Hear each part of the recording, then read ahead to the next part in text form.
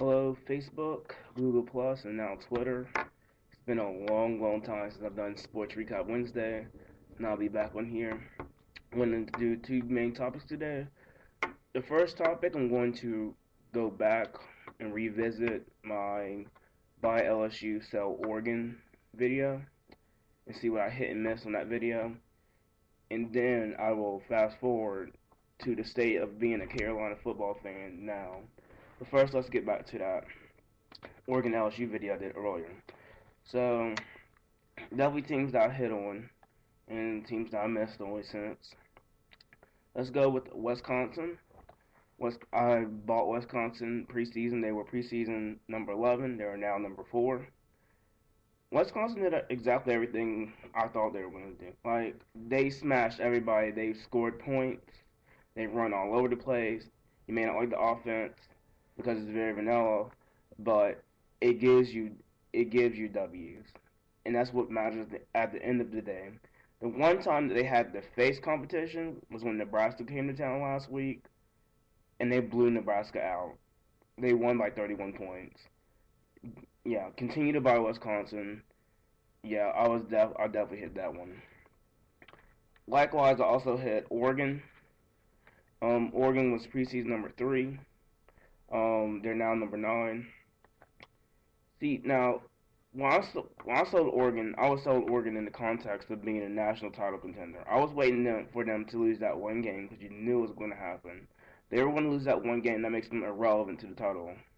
So, yeah, they lost to LSU. I mean, they got blown out. So that ends that conversation. They do have the second best rushing attack in the nation, but they pretty much piled those yards up against Missouri State, in Arizona and Nevada. Now, they piled up against nobodies. So, like I said, Oregon, I hit that one as well. I sold them preseason, and that's where they are, not in the top 5. Um, LSU, on the flip side of that blowout, they are very legit. They're actually number 1 right now, preseason number 4. Um, in addition to blowing out Oregon, they went to Starkville and their little community of cowbells, and they beat Mississippi State by 2 possessions. They went to Morgantown in that hostile territory in West Virginia, blew them out. I mean, LSU is the real deal here. Your defense does not let up. Special teams has always been really good there, and Les Miles, the Mad Hatter, his straight plays and stuff. LSU is the real deal. They're number 1 for a reason. Um, Another hit, Florida State being preseason number 6. They're now currently unranked. Um, they have now lost 3 straight games. Okay, so they lost to former number 1 Oklahoma. Oklahoma's like number 3. They're still undefeated, by the way. Okay. Then they lose at Clemson, and they haven't beaten Clemson at Clemson since like 1990 or something like that. But the last thing you want to do is follow up a loss with a loss. You want to make a statement after that. So that showed me something else. And then they went to Wake Forest and they lost again. And not drawing anything away from Wake Forest. Wake Forest is legit this year, but Florida State is definitely not the number 6 team in the country, and there's a reason they're unranked right now. I mean, they're 2-3. Who would have thought that picking Duke over Florida State would be a sane pick this week? It is.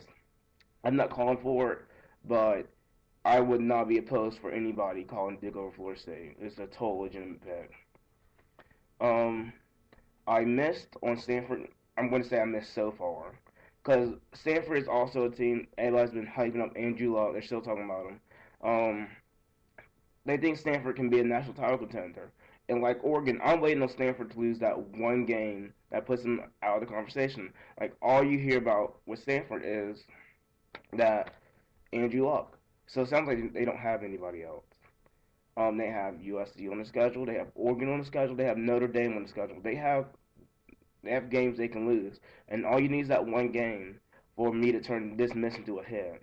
So that's why I feel good about the Stanford too. I mean, it sounds like a one-guy team. One-guy teams do not win in college football. I also missed on Texas A&M. They were preseason number 8 and now number 21st in the polls. The problem with Texas A&M, they have choked the league in in 2 of their last 3 games. They beat Texas Tech in Lubbock, but they led Oklahoma State 27-10 at one point in the game and choked that lead out. They also led Arkansas a couple weeks ago, 35-17 at half, and only scored 3 points in the second half. So they lost that game too. Texas A&M is not the real deal. You cannot be choking games like this and think that you can make a bunch of noise in the Big 12. Texas A&M is in a lot of trouble. On flip side, Oklahoma State, I did not. I said I was gonna pick A&M over Oklahoma State, but I also liked what Oklahoma State brought to the table, and they've been very good. Preseason number 9, they're now number 6. Offensive juggernaut, they are second most passing yards in the country. And the D's kind of sketchy, but the D gets the job done when it matters. I mean, they needed the D to stop Texas A&M when Texas A&M had a 17-point lead. So give this team some credit. OK State is definitely for real. Which brings me to my wild cards, which were ironically Carolina and Miami. So far I've hit them both. Like Carolina, the one loss that Carolina has is to a quality opponent, Georgia Tech. So it's kind of like, what have you really done? But Carolina is right where we should be. The soft schedule, they're 5-1. They played well. The offense looks good. The defense is not necessarily hard nosed, but they get the job done when it matters. Like Louisville last week had the ball for like 22 minutes in the first half, and those 22 minutes of possession counted for 0 points. Anytime you can do that, that's an amazing feat. So I think Carolina's right where it should be. Miami, on the other hand, 3 losses, 0-2 in the ACC. They lost a thriller to Virginia Tech at Lane last week. They also lost to Maryland and lost nobody's stall in Kansas State. They beat an overrated Ohio State, and they beat Bethune-Cookman despite allowing 400-plus yards, being outgained in that game. So, yeah, I feel like I also hit on them. You don't know what you're getting with Miami. Their defense sounds like Swiss cheese. But the wild cards, this can ultimately be verified or disproved this Saturday when Miami comes here to play UNC in Keenan Stadium. So we'll see about that.